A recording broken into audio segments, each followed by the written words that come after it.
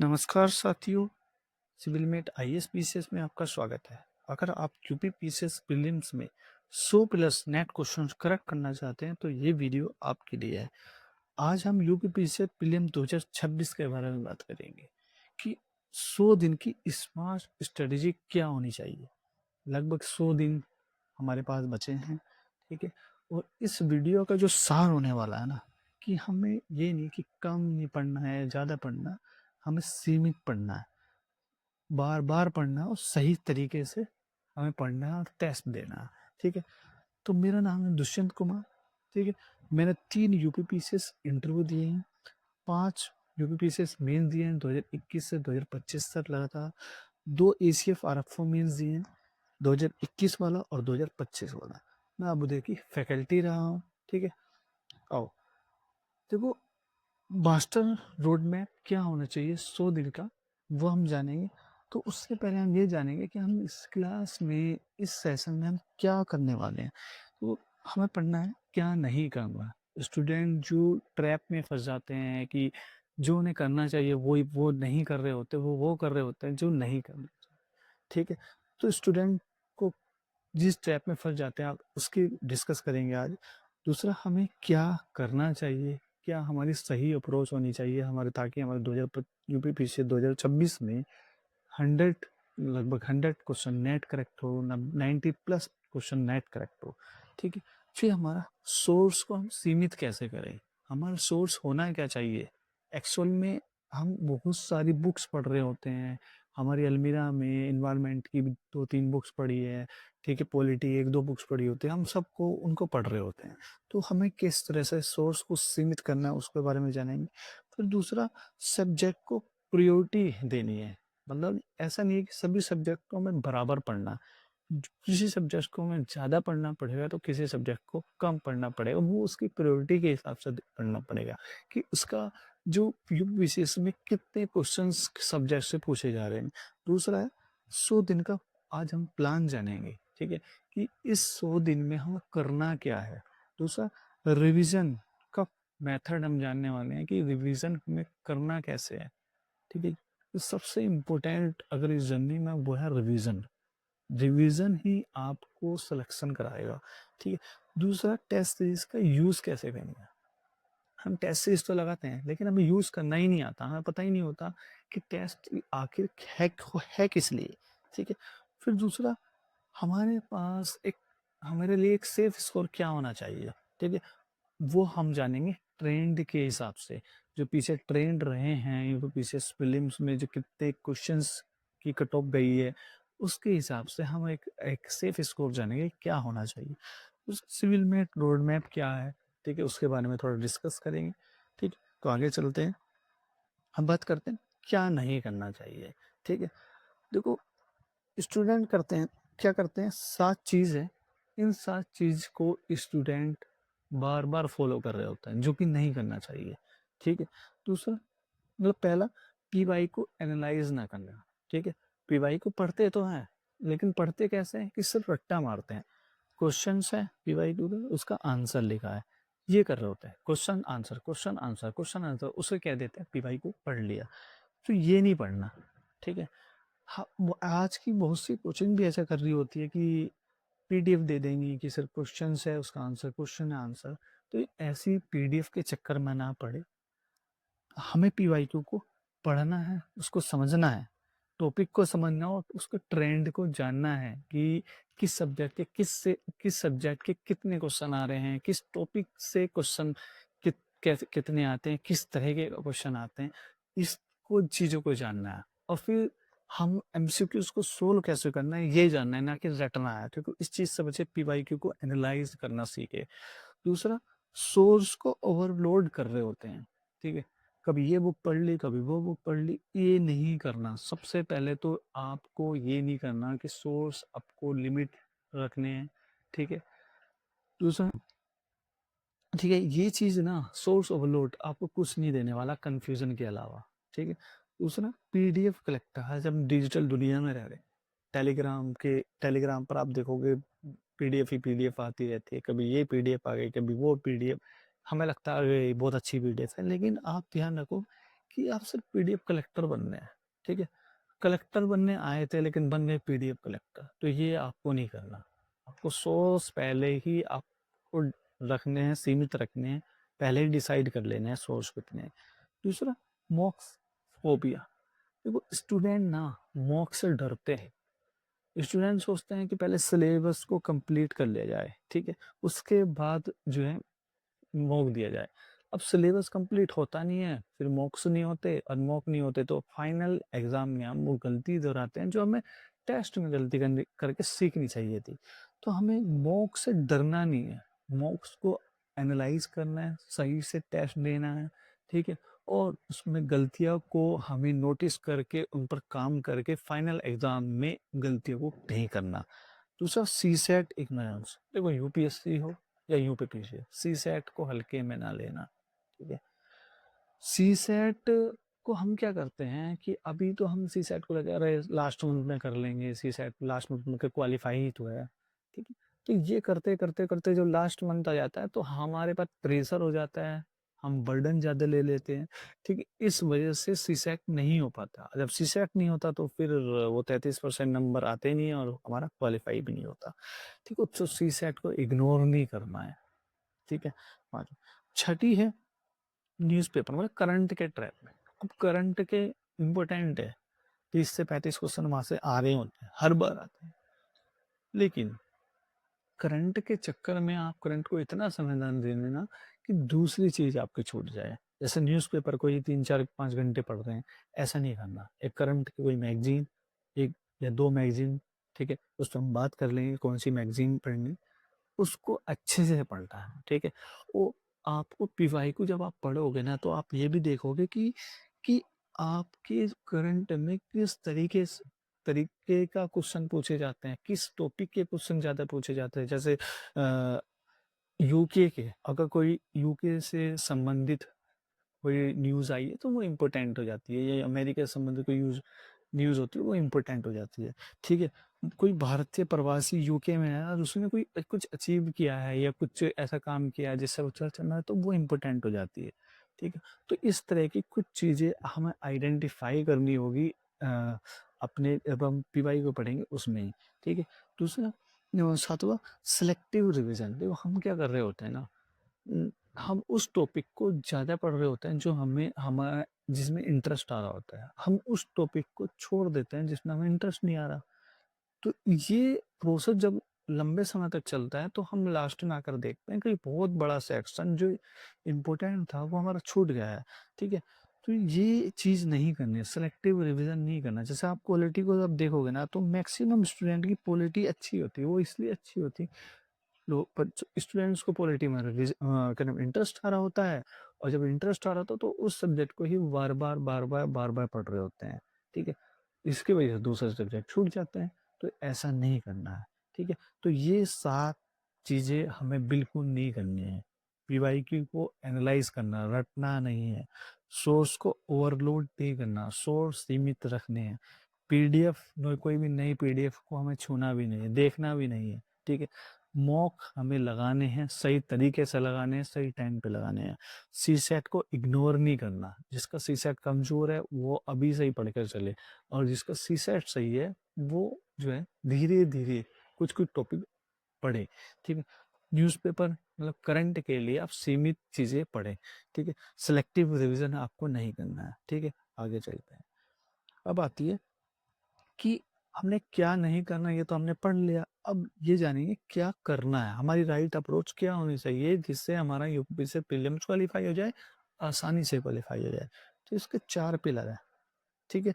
उसमें सबसे पहला सोर्स लिमिटेड करा है, जिसके बारे में अभी हमने बात करी थी, सोर्स लिमिटेड होना चाहिए पहली चुन, ठीक है। बार बार रिवीजन हम, ठीक है, रिवीजन बार बार करना है, ठीक है। रिवीजन ही आपका जो है सिलेक्शन कराएगा। दूसरा, पीवाईक्यू आपको पढ़ने हैं, ठीक है, और रेगुलर आपको मॉक लगाने हैं। चौथा, मिस्टेक को ट्रैक करना और इसको तब देखना है। देखो हम टेस्ट लगा रहे होते हैं, टेस्ट को हम सीमित कर देते हैं कि टेस्ट लगाया, स्कोर आया और स्कोर आ गया फिर नेक्स्ट टेस्ट, लेकिन ऐसा नहीं करना। टेस्ट होता है ताकि हम अपनी गलतियों को, मिस्टेक्स को आइडेंटिफाई करते हैं, ठीक है? आइडेंटिफ़ाई कर लेंगे तो उस पर फिर उस पर काम करेंगे, ठीक है? इस तरह से हम सही तरह से मॉक टेस्ट का यूज़ कर लेते हैं। तो ये 4 चीज़ों का ध्यान रखना जो हमें करनी है। सोर्स को लिमिटेड रखना है, रिवीजन बार-बार करना है, पीवाईक्यू रेगुलर मॉक लगाने हैं और मिस्टेक को ट्रैक करना है। ठीक है? अब क्या है कि अपने जो सोर्स है ना उसको सीमित कैसे, देखो मैं आपको एक चीज़ बताऊँ, आप यूपीपीसीएस का पीवाई को कोई भी पीवाई को उठा लें और उसको करंट को छोड़ कर के आप लगाएँ, ठीक है? जब आप लगाओगे उस पेपर को, उसमें ये देखना कि आप के सोर्स से कितने क्वेश्चन आ रहे हैं। मान लिया आपके सोर्स से ना मैक्सिमम क्वेश्चन आ जा रहे हैं, ज़रूरत नहीं पड़ रही दूसरा कोई सोर्स उठाने की, तो आपका सोर्स सही है, ठीक है? तो जब आपका सोर्स सही है तो आप किसी और सोर्स को हाथ ना लगाओ और सोर्स रखो एक, ठीक है? मैंने कुछ सोर्स डिसाइड किए हैं, जैसे अब एनसीईआरटी तो पढ़ने पढ़ने का समय नहीं है, आप घटनाचक्र पूर्वावलोकन पढ़ सकते हैं, ठीक है? हर सब्जेक्ट की एक घटनाचक्र पूर्वावलोकन आती है, इंग्लिश में भी और हिंदी में भी आप वो पढ़ सकते हैं, उसके नोट्स बना सकते हैं, ठीक है? दूसरा लूसेंट, बर्नवाल और एक होती है दृष्टि की जीके की, ठीक है? इन 3 में से एक बुक आप पढ़ सकते हैं, ठीक है? लूसेंट भी पढ़ सकते हो, वो सही है।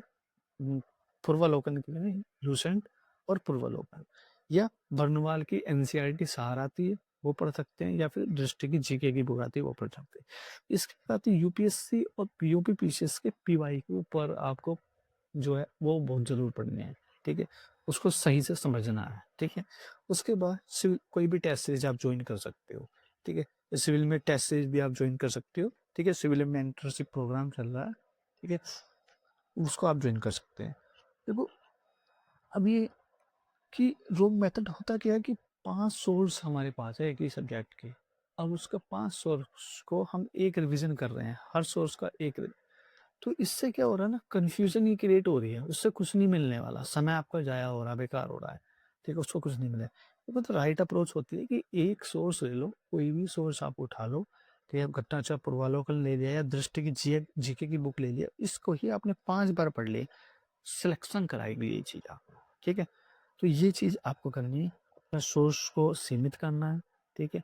और एक सोर्स को ही बार-बार रिवीजन करना है, ठीक है? अब आगे चलते हैं। दूसरा है कि सबको बराबर वेटेज नहीं देना, मतलब समय सबको बराबर दे रहे हैं, सभी सब्जेक्ट को समय बराबर दे रहे हैं।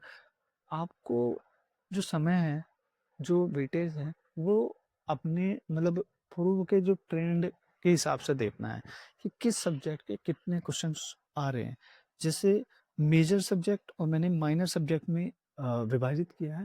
मेजर सब्जेक्ट वे क्वेश्चंस होते हैं या वे सब्जेक्ट्स होते हैं जिनमें से लगभग 70% क्वेश्चंस आ रहे होते हैं। जैसे करंट बहुत इम्पोर्टेंट है, ज्योग्राफी इंडियन और world geography, environment, modern history, polity और बायोलॉजी, ये ऐसे हैं जहाँ से लगभग 70% आपके क्वेश्चंस आ रहे होते हैं। ये अगर आपने पढ़ लिए तो आपका सिलेक्शन होगा, ठीक है?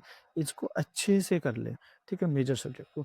एक होता है माइनर सब्जेक्ट में जैसे हिस्ट्री में एंशिएंट मिडिवल हिस्ट्री हो गया, यूपी स्पेशल हो गया, इकोनॉमी हो गया, ठीक है?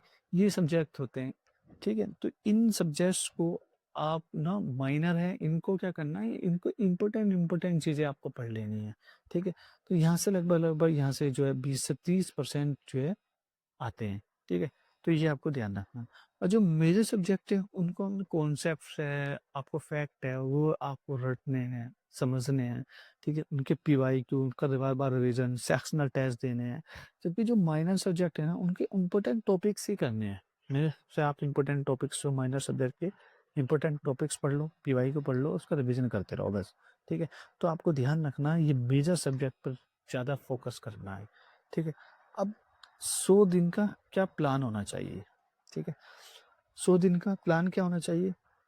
इस 100 दिन के प्लान को हमने क्या करा, 4 फेज़ में बाँटा है। पहला फेज़, दूसरा फेज़, तीसरा और चौथा फेज़, ठीक है? पहला फेज़ जो है 45 दिन का है, दूसरा फेज़ 20 का, तीसरा 20 का और चौथा 15 दिन। पहले फेज़ में करना क्या है, जो मेजर सब्जेक्ट जो हमने डिसाइड किए थे, geography, modern history, polity, biology, current, in environment in subject को 45 दिन में हमें ख़त्म करना है। इनके सेक्शनल टेस्ट देने हैं, ठीक है। सेक्शनल टेस्ट देने हैं, मिस्टेक को आइडेंटिफाई करना, रिविजन करना, ये 45 दिन में हमें करना है, ठीक है। नेक्स्ट 20 डेज में हमें माइनर सब्जेक्ट पकड़ने हैं, ठीक है। हमें माइनर सब्जेक्ट लेने हैं, उस माइनर सब्जेक्ट में जो इम्पोर्टेंट टॉपिक्स है उनको पढ़ना है, पीवाईक्यू को पढ़ना है, अच्छे से रिवीजन करना, और साथ ही साथ जो फेज फर्स्ट वाला चीज़ थी यहाँ पर उसका रिवीजन करना है, ठीक है। यहाँ पर उसका रिवीजन करना है। नेक्स्ट 20 डेज में जो फेज फर्स्ट में और फेज सेकंड जो था उसका रिवीजन करना है और फुल लेंथ टेस्ट करना है, ठीक है।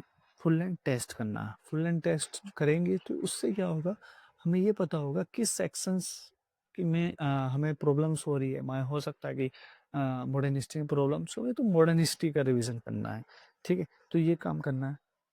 फिर लास्ट का जो 15 दिन है ना, वो बहुत इंपॉर्टेंट है।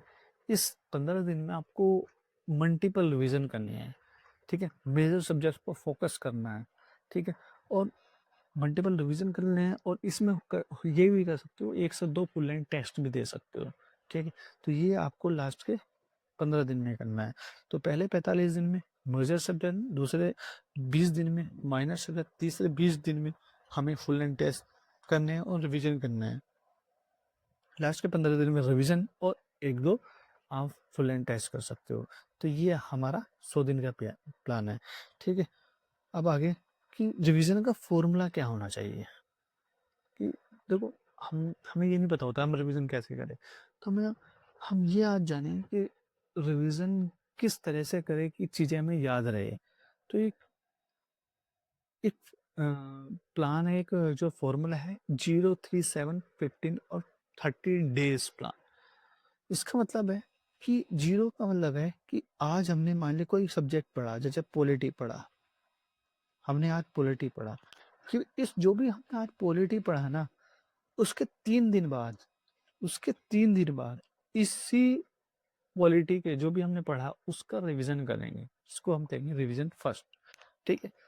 डे थर्ड मतलब आज से 3 दिन बाद, फिर इस 3 से 7 दिन बाद हम उसी का ही रिवीजन 2 करेंगे, ठीक है। फिर इसके 15 दिन बाद हम रिवीजन थर्ड करेंगे, और इसके लास्ट 30 डे बाद हम रिवीजन करेंगे। ये जब प्रोसेस अपन अपनाएंगे तो हमारी परमानेंट मेमोरी में वो चला जाएगा, उसको हम नहीं भूलेंगे, ठीक है। लॉन्ग टर्म तक हमारी मेमोरी में रहेगा, ठीक है। अब अगर आप ये करो कि एक बार पढ़ लिया खत्म हो गया सब्जेक्ट, ठीक है, बाद में हम रिवीजन नहीं कर रहे उसका, तो ये सिर्फ इन्फॉर्मेशन है, जो इन्फॉर्मेशन आपकी अल्पकालिक है, ठीक है, शॉर्ट टर्म की, और बाद में जाकर के आप भूल जाओगे।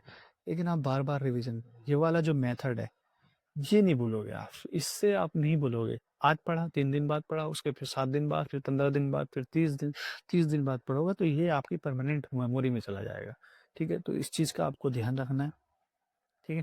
0, 3, 7, 15 और 13 डेज प्लान, ठीक है, ये आपको करना है। दूसरा है टेस्ट सीरीज। टेस्ट सीरीज कैसे देना है, टेस्ट सीरीज का यूज़ कैसे करना है, ठीक है। टेस्ट देना ही काफ़ी है या नहीं, तो मैं आपको बताऊँ, टेस्ट देना काफ़ी नहीं है। स्टूडेंट क्या करते हैं, मैक्सिमम स्टूडेंट क्या करते हैं, तो सिलेक्टेड स्टूडेंट्स में और नॉन सिलेक्टेड स्टूडेंट कुछ ही चीज़ों का फ़र्क होता है। जैसे सिलेक्टेड स्टूडेंट क्या करते हैं, वो उसको एनालाइज करेंगे, ठीक है। नॉन सिलेक्टेड क्या करते हैं कि वो टेस्ट देंगे, स्कोर जानेंगे, काम खराब, नेक्स्ट टेक्स्ट पे वो चले जाएंगे, ठीक है। अगर आप ऐसा कर रहे हो, ठीक है, जो कि मैक्सिमम स्टूडेंट करते हैं, तो आप, इसका मतलब है आप टेस्ट का 20% ही यूज़ कर पा रहे हैं, ठीक है। 80% तो उसके एनालाइज में, उसके एक्सप्लेनेशन में छिपा होता है, ठीक है। टेस्ट देने का मतलब ये होता है कि हम अपनी गलती को आइडेंटिफाई कर रहे होते हैं, हम अपनी गलतियों को देख रहे होते हैं कि कहाँ हमने गलती करी, कौन सा सेक्शन है जो हमारे अभी छूटा हुआ है, जो कौन सा सेक्शन में हमें रिवीजन करना है, कौन सा सेक्शन हमारा जहाँ फैक्ट की गलती है वो हम देख रहे होते हैं। तो हमें सबसे पहले इसमें क्या करता है, जो सीलमिट मेथड है, हम टेस्ट करेंगे, उसको स्कोर देकर उसका एनालाइज करेंगे, ठीक है। एनालाइज करके हमें मिस्टेक को कैटेगरी में एक विभाजित करना है। जैसे हो सकता है कॉन्सेप्चुअल गलती हुई, ये हमें देखना है। मान लिया एक टॉपिक पढ़ा, उसमें कॉन्सेप्चुअल गलती हमारे से हुई है, तो और या 150 क्वेश्चन हमने करे, तो उसमें 150 क्वेश्चन बहुत सारे क्वेश्चन हमारे कॉन्सेप्ट के गलत हो, इसका मतलब हमारे कॉन्सेप्ट कहीं ना कहीं कमजोर है। तो हमें जो है नेक्स्ट ही कम आप कॉन्सेप्ट पर फोकस करना है। कॉन्सेप्ट पढ़ते हैं, कॉन्सेप्ट पढ़ना, जो कॉन्सेप्ट पढ़ लेंगे तो फिर हमारा ये कॉन्सेप्ट वाला जो है चीज़ें ठीक हो जाएगी प्रो। दूसरा है, हमें जो है हो सकता है कि हम समझ ही ना पा रहे हो क्वेश्चन, लिखा क्या था, हमने समझ क्या लिया। तो ये चीज़ आपको नोटिस कर लेनी, फिर इस पर काम करना है, ठीक है। फिर होता है गैस वर्क। गैस वर्क आपने गैस किया था, गलत हो गया, ठीक है। तो गलत हो गया तो इसको देखना है कि आपके गैस वर्क जो है ना वो गलत हो जाते हैं। आपने आपने गैस वर्क में 10 गैस लगाए और 10 में से आपका एक ही ठीक हुआ, तो उसका मतलब 9 गैस वर्क आप गलत चले गए और गलत से नेगेटिव भी चले गए। तो इसका मतलब आप गैस सही नहीं कर पा रहे हैं। तो जब आपको ये पता लगेगा गैस नहीं कर पाते तो आप फाइनल एग्जाम में भी नहीं करोगे। तो हम क्या करेंगे, लड़के स्टूडेंट पूछते भी हैं कि हमें वहाँ गैस करना चाहिए नहीं करना चाहिए फाइनल एग्जाम में। देखो फाइनल एग्जाम में गैस नहीं करना या नहीं करना वो आपको डिसाइड करेगा कि आपका जो मॉक टेस्ट आप लगा रहे हैं ना, उसमें आपने जो गैस किया वो कितना सही रहा है, उसके सही होने की रेट क्या है, ठीक है। तो अगर हम मान लिया आपके 10 क्वेश्चन आपके गैस करे और 10 में से 6 क्वेश्चन आपके सही हो गए, तो इसका मतलब आपके जो गैस जो कर रहे हो वो सही हो रहा है। तो आप इसका आप गैस जो है फाइनल एग्जाम में भी आप इसका पालन कर सकते हो। तो ये देखना हो सकता है lack of revision. Next, lack of revision मतलब आपने जो है आप टेस्ट लगा रहे हो, आपको पता है टॉपिक्स को आपने पढ़ा है, लेकिन रिवीजन ना होने के कारण वो गलत हो रहा है। तो जब ऐसे को हो रहा है तो आपको क्या करना है, सब्जेक्ट पर रिवीजन करना है। दूसरा, फिर आता है सिली मिस्टेक, कि आपने नहीं देखा वहाँ, कि नहीं लिखा था कि इनमें से कौन सा सही नहीं है, आपने देखा सही, आपने नॉर्मल तरीके से कर दिया कि सही देख लिया उसमें कि ये कौन सा सही है। तो सिली मिस्टेक आपने कर दी, आपने नहीं देखा या आपने क्वेश्चन को नहीं समझा। तो ये चीजें आप ना टेस्ट में करते हो, जब आप टेक्स्ट को कैटेगराइज कर लोगे, वीक टॉपिक को आइडेंटिफाई कर लोगे, ठीक है, और वीक टॉपिक का बार बार रिवीजन करोगे।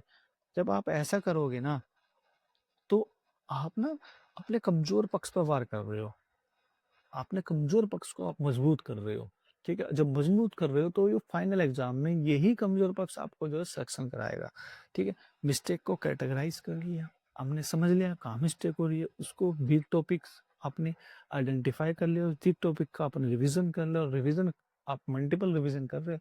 तो नेक्स्ट टेस्ट आप देखोगे, तो नेक्स्ट आपने टेस्ट दिया तो उसमें ना हो सकता है दूसरी गलतियां निकले, लेकिन ये वाली गलती आपकी नहीं हुई, तो इसका मतलब आप सुधार कर रहे हो, आप टेस्ट का मैक्सिमम यूज कर रहे हो, ठीक है। 20% टेस्ट का हम ये यूज यहाँ करते हैं 20%, लेकिन 80% हम अगर ये काम कर ले तो इसका मतलब आप 100% टेस्ट का यूज कर ले रहे हो, सही, ठीक है।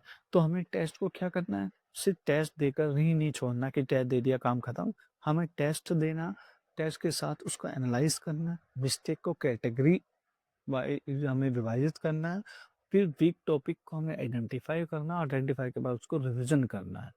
देखो हो सकता है आपके गोले भरने में गलती हुई हो, आपने 5 गोले गलत तरीके से भर गए, तो नेक्स्ट टाइम आपको गोले पर ध्यान देना है, ठीक है, कि गोले नहीं बनने चाहिए। या फिर कोई ऐसी चीज आप देखो निकालो कि जिससे गोले गलत ना हो, ठीक है। तो गोले गलत आपको नहीं भरने नेक्स्ट में, क्योंकि आपका जो फाइनल आपका क्वालिफाई जो होगा एग्जाम, वो गोलों से ही होगा, कि गोले सही भरे नहीं भरे, ठीक है। तो गोले भी हमारी इस जर्नी का एक इम्पोर्टेंट पार्ट है, गोले भरना। तो आपको गोले भरने से ही आने चाहिए, ठीक है। अब नेक्स्ट चलते हैं। अब आते हैं ट्रेंड एनालिसिस। देखो हम पढ़ाई कर रहे होते हैं तो हमें ये पता होना चाहिए कि हमारा एक सेल स्कोर क्या है, हमें हमें कितनी स्कोर तक जाना चाहिए, 90 तक जाना चाहिए या 95 तक जाना चाहिए या 100 तक जाना चाहिए, ये हमें पता होना चाहिए, ठीक है। मान लिया आपने 70 का ही टारगेट रख लिया, तो फिर कहाँ आपका सिलेक्शन हो रहा है। तो हमें एक सेफ स्कोर का पता होना चाहिए। तो पीछे 2017 से 2023 के ये कट ऑफ मार्क्स हैं, जनरल के हैं। 2025 गई एक 2023 में 125 गई है, 2022 में एक 111 गई है, और 2021 में 115, और 2020 में 110 और 2019 में 117, 2018 में 126 और 2017 में 128। तो कहने का मतलब है 110 से 128 तक जो है कट ऑफ रही है पिछले कुछ सालों। तो हमें मोटा मोटा जनरल का 95 प्लस आपके होने चाहिए, ये मान के तैयारी करनी है कि 95 तो चाहिए ही चाहिए। ये इसको इसलिए भी जरूरी हो जाता है, आप देखोगे पिछले कुछ सालों से या लगातार कई सालों से क्या हो रहा है ना, यूपी पीसीएस में 10 से 15 क्वेश्चन, यूपी पीसीएस में 10 से 15 क्वेश्चन ना डिलीट चेंज की वजह से इधर उधर हो जाते हैं। तो ऐसा हो जाता है कि हम बाहर भी हो सकते हैं, अंदर भी हो सकते हैं, हमें बाउंड्री लाइन पे नहीं रहना। बाउंड्री लाइन से हमें 5 से 10 क्वेश्चन ना आगे रहना है, ताकि डिलीट चेंज के इस चक्रव्यूह में ना फंसे हम। ठीक है, तो इस प्रॉब्लम के लिए हमें क्या करना है, 95 प्लस टारगेट रखना है कि इतने तो होने चाहिए। ओबीसी है तो थोड़ा कम कर सकते हैं, लेकिन आप कोशिश करो 95 पर टारगेट बनाओ। ठीक है, एससी थोड़ा कम कर सकते हो, एसटी थोड़ा और कम कर सकते हो, तो ये ध्यान रखना। ठीक है, अब आगे चलते हैं। अब सिविल मेट मेंटरशिप, देखो सिविल मेट आईएएस विशेष द्वारा यूपी से प्रीलिम 2026 मेंटरशिप प्रोग्राम चलाया जा रहा है। जो अगर आप सिर्फ टेस्ट सीरीज ज्वाइन करते हो, सिर्फ टेस्ट सीरीज, उसके लिए 499 प्राइस रखा गया। और अगर आप मेंटरशिप प्रोग्राम लेते हो तो 99 जो है उसका रेट है। इसमें क्या हो, लिमिटेड सोर्सेस आपको पढ़ाए जाएंगे, आपको लिमिटेड सोर्सेज दिए जाएंगे, आपको लिमिटेड सोर्स के बारे में बताया जाएगा, क्या आप पढ़ के किस तरीके से पढ़ के आप जो है सिलेक्शन ले सकते हैं। दूसरा इसमें क्या ना, परफॉर्मेंस ट्रैकर, जो कि बहुत इंपॉर्टेंट है। ठीक है, परफॉर्मेंस ट्रैकर क्या है कि इसमें पीडीएफ है जो स्टूडेंट को दी गई है, उसमें क्या है, वो स्टूडेंट टेस्ट के बाद उस परफॉर्मेंस ट्रैकर को भरते हैं, गलती आइडेंटिफाई करके उसको भरा जाता है। हमें लेखा जोखा हमारे पास होता है कि हमने प्रीवियस टेस्ट में कौन कौन सी गलतियां की थी, इस टेस्ट में हम कौन कौन से गलती की है। अगर हो सकता है कि आप गलतियों को दोहरा रहे हो, तो आपको आइडेंटिफाई कर लिया आपने, यार मैं गलती तो दोहरा रहा हूँ, तो ये क्या होगा, प्रीलिम परफॉर्मेंस ट्रैकर के माध्यम से इस चीज को हम से निपट पाएंगे। ठीक है, अपनी गलतियों को आइडेंटिफाई करके, ठीक है, नेक्स्ट टेस्ट में वो नहीं करना जो गलती हमने प्रीवियस टेस्ट में करी थी। तो जब ऐसा आप एक प्रोसेस फॉलो करोगे तो फाइनल एग्जाम तक आपकी जो गलती है वो मिनिमम हो जाएगी। ठीक है, दूसरा करंट अफेयर क्लास, तो करंट अफेयर्स के लिए जो सोर्स है, घटना चक्र है, घटना सार है, आई दृष्टि। ठीक है, तो ये दो सोर्स है, और मैं तो ये कहूँगा ये दो सोर्स ही आप रखो और इधर उधर ना पढ़ो। ठीक है, तो ये करंट अफेयर्स की क्लासेस भी होगी। ठीक है, एमसीक्यू सोल्व स्किल, देखो एमसीक्यूज ना पढ़ना एक अलग चीज है और एमसीक्यू सोल्व करना है अलग चीज है। ऐसा बहुत बार होता है कि पढ़ते आप बहुत हो, बहुत अच्छे से पढ़ते हो, लेकिन आप पर एमसीक्यू सोल्व नहीं होते। ठीक है, और कुछ ऐसे स्टूडेंट होते हैं पढ़ते कम है लेकिन अच्छे से एमसीक्यू सोल्व कर लेते हैं।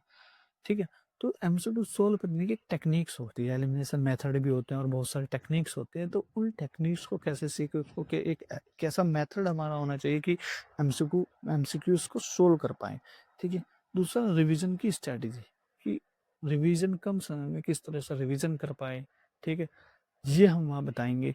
दूसरा डाउट क्लास, ठीक है, समय समय पर आपकी डाउट क्लास होती रहेगी। डाउट क्लास जो है वरुण सर द्वारा, जो डीवाईएसपी है, और मीनू मैम, प्रगति मैम, विवेक सर, तो इनके द्वारा जो है एक डाउट सेशन लिया जाएगा। ठीक है, समय समय पर आप 1-to-1 कॉल पे बात भी होगी। ठीक है, 1-to-1 एक सेशन भी होगा। ठीक है, तो ये सब चीज जो है प्रीलिम मेंटरशिप प्रोग्राम में होगा। ठीक है, तो आप ज्वाइन कर सकते हो। रजिस्ट्रेशन जो है वो अभी चल रहे हैं। ठीक है, वैसे टेस्ट सीरीज स्टार्ट हो चुकी है 15 अगस्त से ही, लेकिन आप ज्वाइन कर सकते हो अभी भी। ठीक है, तो आज के लिए इतना ही। हमारे चैनल को आप सब्सक्राइब लाइक कर सकते हैं, शेयर करें, सब्सक्राइब करें, और civil mate IAS PCS telegram channel को आप ज्वाइन करते हैं, क्योंकि वहाँ पर जो है ज़रूरी डाटा, जो मटेरियल है, जो एक सोर्स में हमारा होना चाहिए, वो हम वहाँ सेंड करते रहते हैं। ठीक है? जो पीसीएस प्रीलिम्स के लिए बहुत इम्पोर्टेंट है और जो नोटिफ़िकेशन है कब वीडियो आनी है, कब क्या होना है, तो वहाँ पर आपको समय-समय पर मिलता रहेगा। तो आप टेलीग्राम जॉइन कर सकते हैं और हमारे जो यूट्यूब को आप शेयर करना, लाइक करना, सब्सक्राइब करना। Thank you for watching. Thank you.